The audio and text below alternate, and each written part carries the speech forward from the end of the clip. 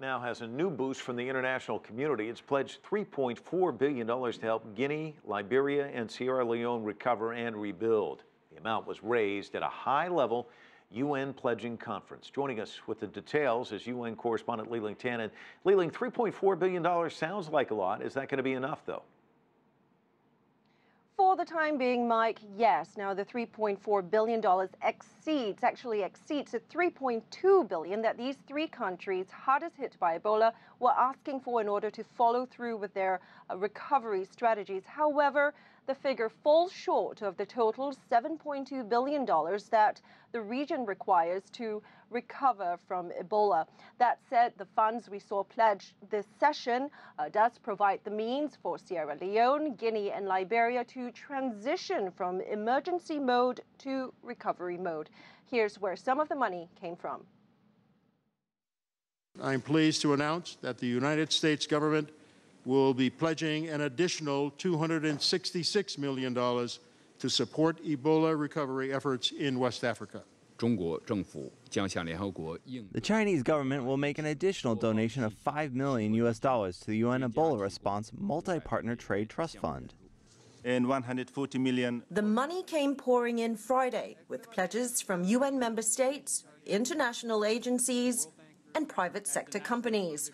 The target is $7.2 billion for the three worst-hit countries and the region to fix their economies crippled by the raging epidemic and implement systems to ward against future outbreaks. This negative impact on economies, livelihoods, and more importantly, lives, demands that the global community continues to prioritize recovery from Ebola, even long after the crisis subsides. I'm here at the UN, standing outside the chamber where the pledges have been taking place. Now, the aim isn't just to bring the number of Ebola cases down to zero, but to keep the number at zero indefinitely. And that means revitalizing economies and rebuilding public infrastructure that can stand the test of time and the threat of future health crises.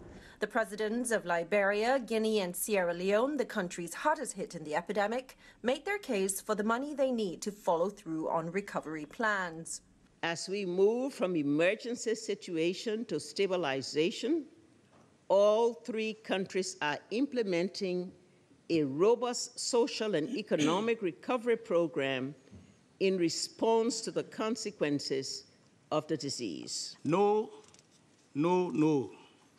The threat is never over until we rebuild the health sector, Ebola demolished. Until we rebuild the livelihoods in agriculture, it's compromised. Until we show up government revenues, it's dried up. And until we breathe life into the private sector, it has suffocated. Now, this pledging conference has once again brought international attention back to Ebola, reminding the world that the fight is far from over. Mike? Yeah, it sure is front and center, isn't it? I mean, we're hearing about new cases. We've seen a scathing report about the World Health Organization's initial response. And also this week marked 1 year since the U.S. Centers for Disease Control reacted to this crisis. So it's been quite a week of reflection, hasn't it? Indeed, Mike, it has been quite a week of stock taking. What this tells us is that lessons are still being learned and still being applied in the field still, even as the fight is ongoing.